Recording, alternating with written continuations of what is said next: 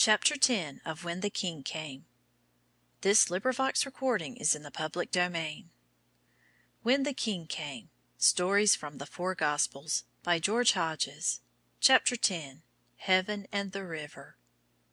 All this time Jesus had been living at Nazareth. It is likely that during these unrecorded years Joseph died, for we hear no more about him. In that case, Jesus, as the eldest son, became the head of the family. Probably he worked at the carpenter's bench, with plane and saw and hammer, and built houses and mended roofs.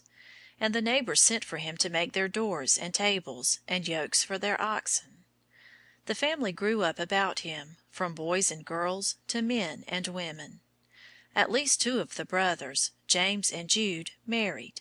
St. Paul tells us that. And there were small nephews and nieces.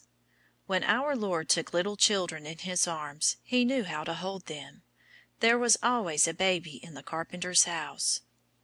The life of the great world went on outside, with its busyness and its battles, with ships putting out to sea, and soldiers marching, and streets of cities full of eager people.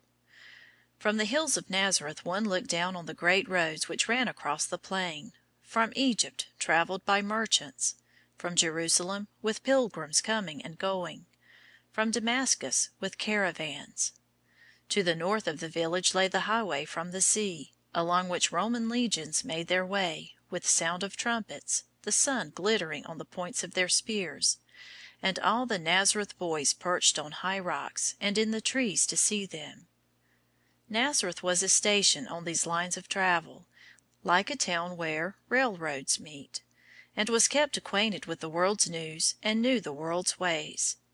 It had a bad name among the villages of the neighborhood, so that our Lord, growing up there, did not live a sheltered life, in which it is more easy to be good than to be bad, but was exposed to continual temptation. He knew all the trials which boys have to meet in public schools and in the streets of cities. He was tempted in all ways just as we are, with this difference, that he never sinned. All his life long he never did a wrong deed nor said an evil word, nor even had in his heart a sinful thought. Thus the years went by. Then one day the word came that a new preacher, perhaps a new prophet, was preaching at the ford of the Jordan. Somebody who passed by said so, or perhaps some Nazareth neighbor going to Jerusalem, to the temple or the market there, had gone to hear him, coming back with great accounts of the speaker and the sermon. People talked about it in the street after supper, and our Lord determined to go down and hear the preacher with his own ears. Probably he went on foot, in a company of the neighbors, but it is likely that he walked alone, at a little distance from the others, thinking his own thoughts, for he had much to think about. 18 years had now passed since he sat as a boy in the temple, and listened to the teaching of the doctors. During these years he had gradually come to see that he was different from other men. As he grew tall and strong, his mind and his soul grew and became great. He felt his strength of spirit as a strong man feels his strength of body. More and more, as he talked with James and Joseph and the others as they worked together, he came to see that his thoughts were not as their thoughts. As he stood alone on the heights of the hill and looked out across the world and up into the sky, he felt that God was wonderfully near to him, so that he could almost touch him with his hand. He heard, like John, a voice in his soul, calling him away from the carpenter shop, away from Nazareth, to be a leader and a helper of men. As yet, however, all was dim and vague. He increased in stature and in wisdom, but he had not yet come to a full knowledge of himself. So he arrived at the ford of the Jordan, and there was John the Baptist, in his great cloak, preaching, the crowd pressing close about him. Sometimes the people asked John questions. The men who came from the rulers asked him, saying, "Who are you? Are you Elijah?" "No," he said. "Are you the King of glory?" "No." "Who are you, then, that we may have an answer to take back to our masters? What do you call yourself?" He said, "I am the voice of one crying in the wilderness, 'Make straight the way of the Lord.'" "Why, then," they said, "do you baptize, if you are neither Elijah nor the King of glory?" "I baptize," he answered, "with water only, teaching people to prepare their hearts for the coming of the King. The King will come. Yes, he has come already. Here among you in the crowd he stands, even now, unknown." And John stretched out his great arms right and left, as if he were inviting the King to come forth and declare himself. And Jesus stood in silence, listening.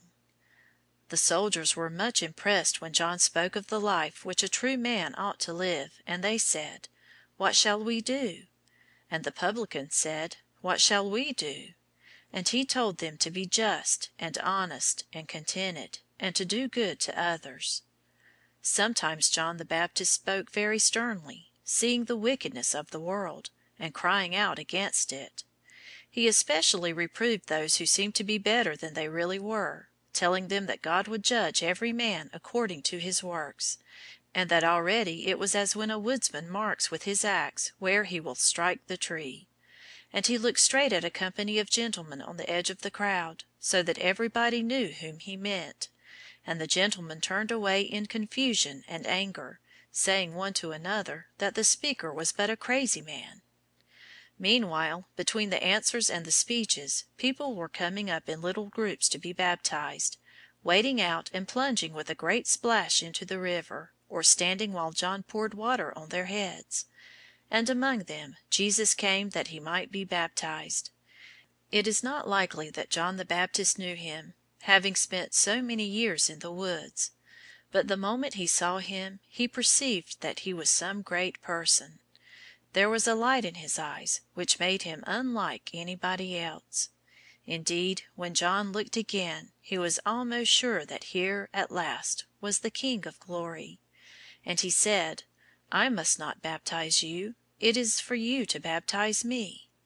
But our Lord insisted, and into the water they went, the two together, the herald and the King, with the river beneath and heaven above, and John baptized him.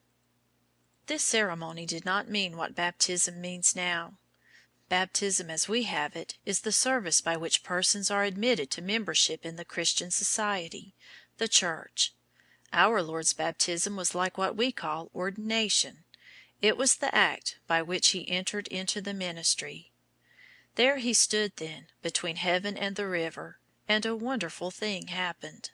The divine voice, which had spoken so often in the soul of John and in the soul of Jesus, seemed now to them both to be speaking straight from the sky.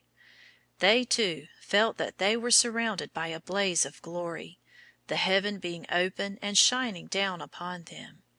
The herald saw a form, dim and shadowy, as of a fluttering dove, coming down and resting on the King. It was the sign which had been promised him long before in the wilderness, by which he should recognize his Lord and Master. And the voice said, "Thou art my beloved Son, in whom I am well pleased." End of chapter 10.